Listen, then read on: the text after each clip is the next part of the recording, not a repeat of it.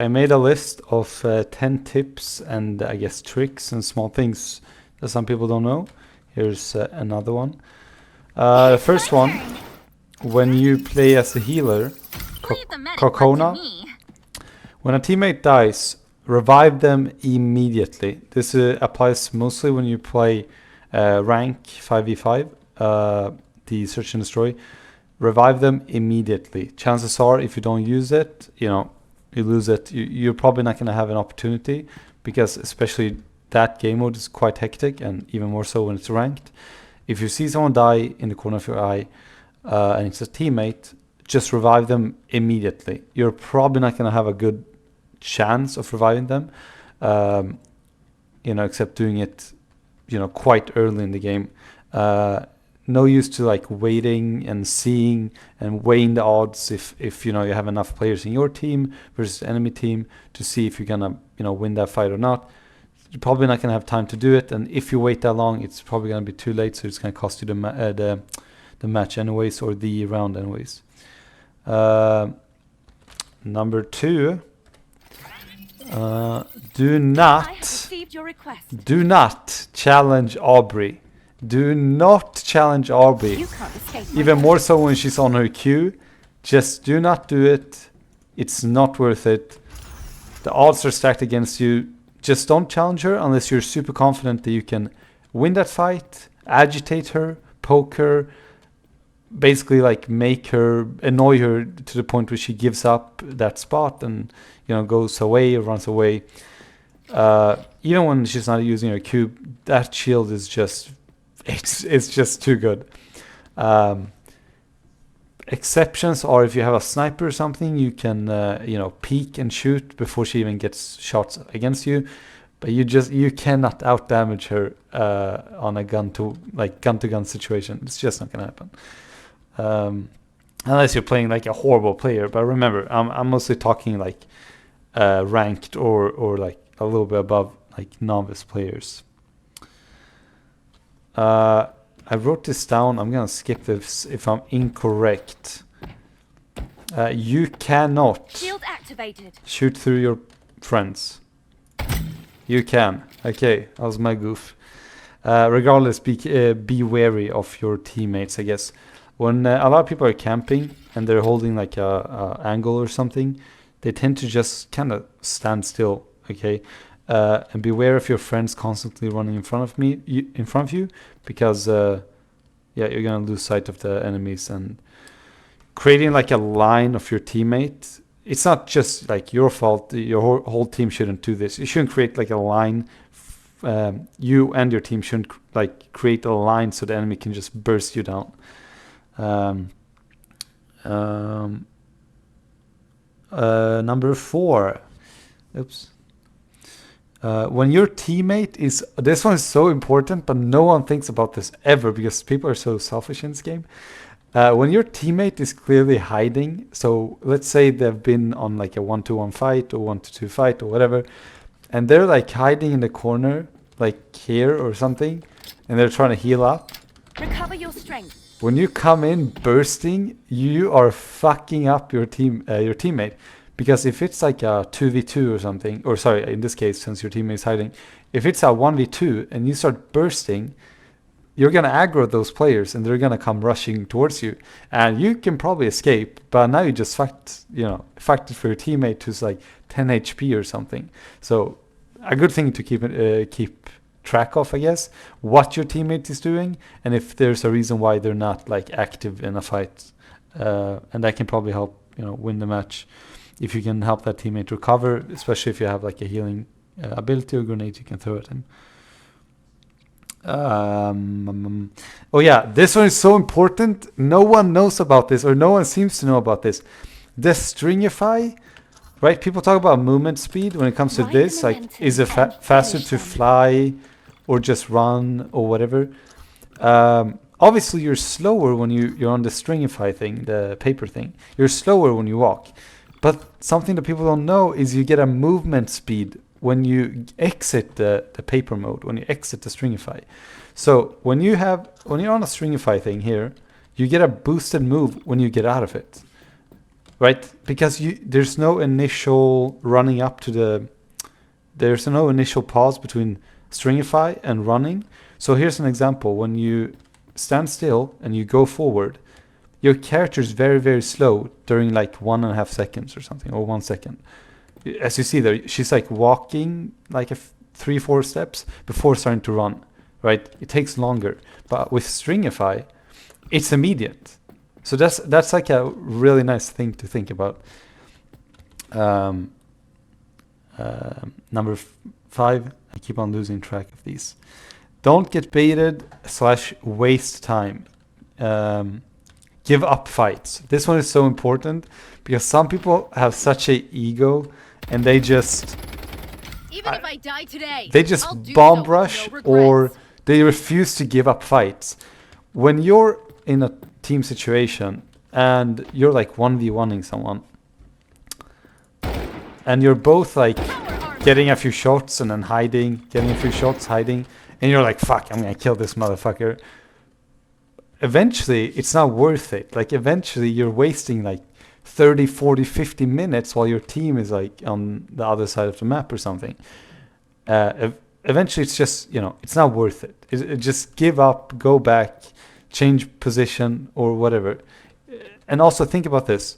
When you're doing that, sometimes the enemy is actually so much smarter than you. And when you're doing that, you're like, fuck it, it's fair, it's a 1v1. But sometimes maybe the player is actually thinking one step ahead of you, and maybe he's actually stalling you, because maybe your character would be so crucial to the team fight. So he's stalling you, and you're just there, thinking about your ego on how you can kill him. So that's also really important. Knowing which fights to take and know which fights not to take. Stay close to your team, but not too close. People keep on saying, always stick with your team, always stick with your team. Personally speaking, I almost never stick with my team. And the reason for this is because I am a flanker. Okay, I am a hardcore rusher. I love to rush. I think I'm good enough to where I don't get like killed instantly. And when I get confronted, I know how to escape. I know how to like get out of there. So I love to flank, and I'm like a rusher. But generally speaking, you should still be wary of where your team is, and because it is a team game. And even though I'm rushing solo a lot of times, I'm not playing with the end goal of like selfishly soloing in the game, right? I am going solo, I'm rushing, but I'm doing it for like the sake of the team, because I think it's at a great advantage of the team. But this whole thing of staying close to the team, people take this a little bit wrongly or too literally, where there'll be like a small room, and it's like it's a horrible example, but for example, the room will be like this. It will be like this room right here, and they'll all just bundle up, and this pisses me off so much when I'm playing with bad people, I guess. When I'm playing with people and they all just bundle up in one room, and it's so annoying because it always fucks up the match. Like, you almost always lose like that, because you'll have a team that knows what they're doing, and they're just gonna throw a few abilities in there, a few grenades, and a lot of abilities are AoE damage, so they're just gonna fuck everyone up. And also, they do this in a small room or a corner. Keep in mind, the team has the biggest advantage there, because you're huddled up in a very small corner or a very small box, while the enemy team might be spread around, and they have a whole lot more leeway to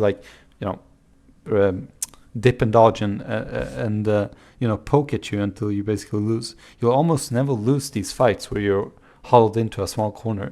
Typically, the advantage and the rule of thumb for any game is high ground wins. This is just like I have the high ground. High ground wins, and people, the enemy with the most space typically wins as well. You're not going to have a great advantage being, in a very claustrophobic, huddled in position. Man.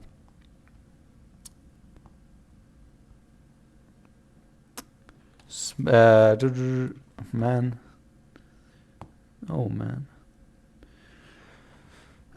man. What's happening with this? Smoke or meddelina?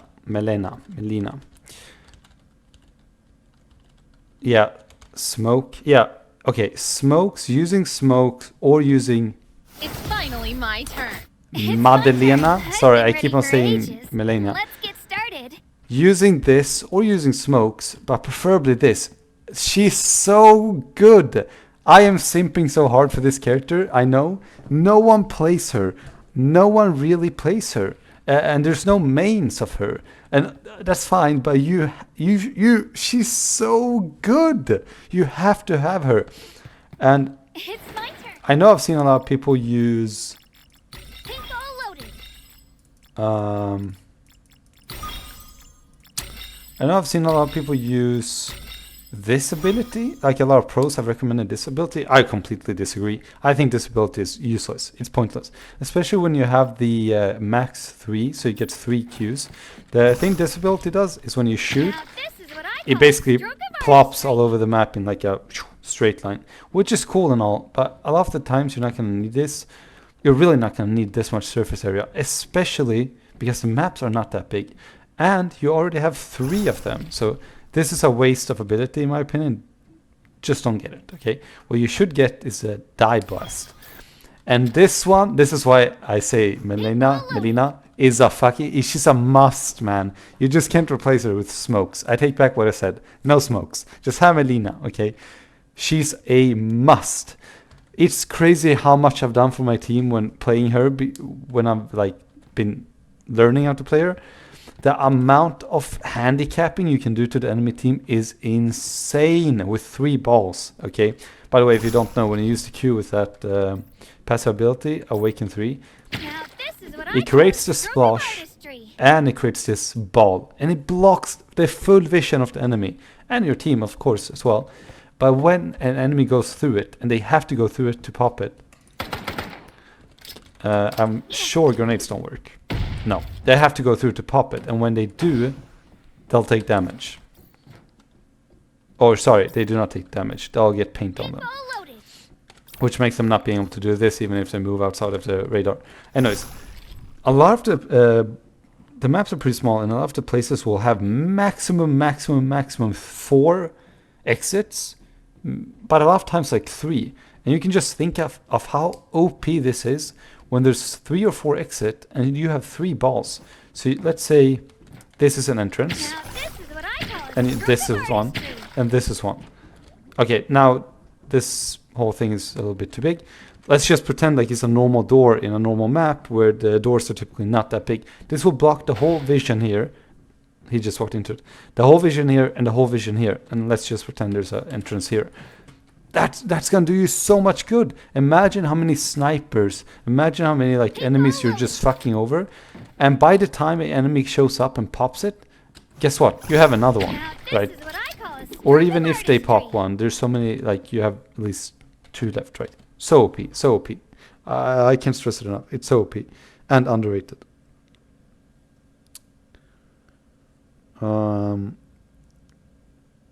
Yeah, gambling on snipers. It's my turn. This is so important. Hear my melody. A lot of people have this like weird habit from older games, maybe Valorant or CS:GO, where they'll hesitate on taking shots, especially unless it's like a guaranteed headshot. Do not do that in this game. This game is a little bit different. It's very, very, very hectic, and there's a lot of things going on.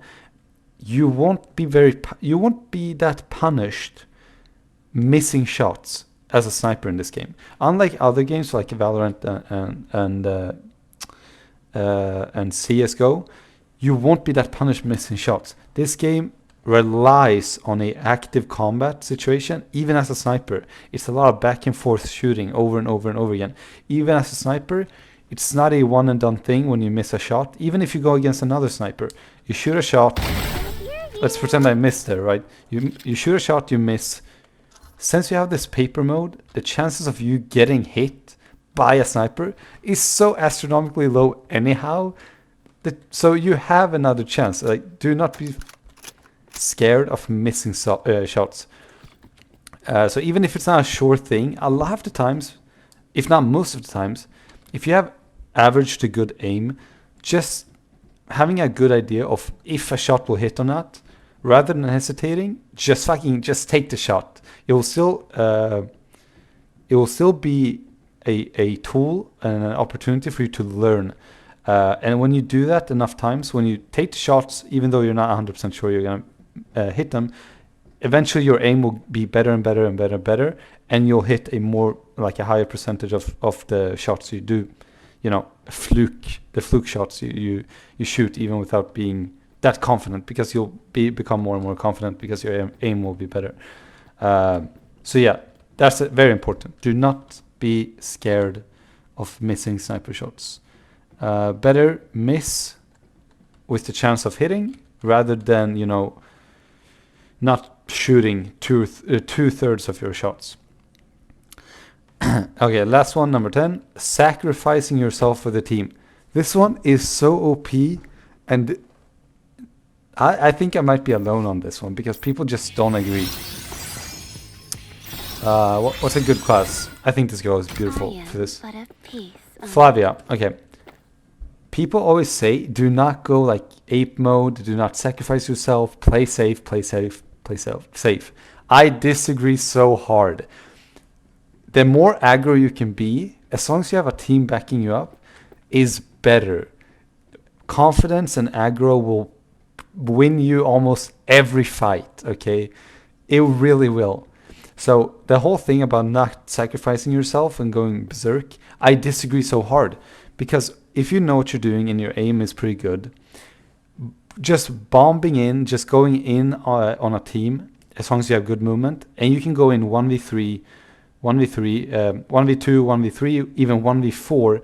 If you go in there with the right abilities, like for example, Ming's ult, if you go in there with the right abilities and make you tanky enough, you will sustain so much game time. Like you'll waste the enemy's game time so much, and you'll take, just imagine this, you're just one player and you're stealing the attention from 3 or 4 enemy players.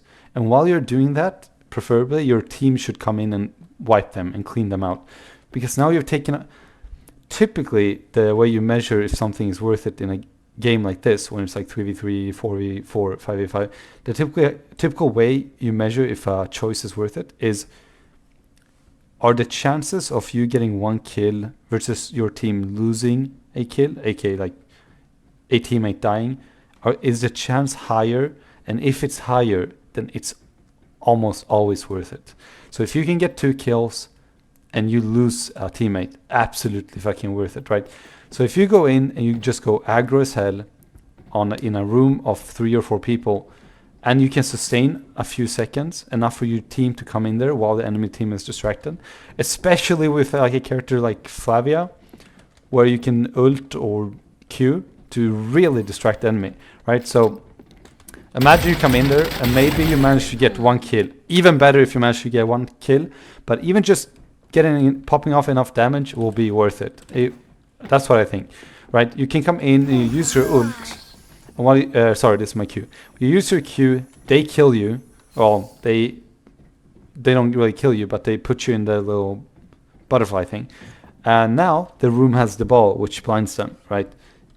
And when they're blind, they're pretty handicapped for like those few seconds, and the seconds it takes for them to destroy it, right?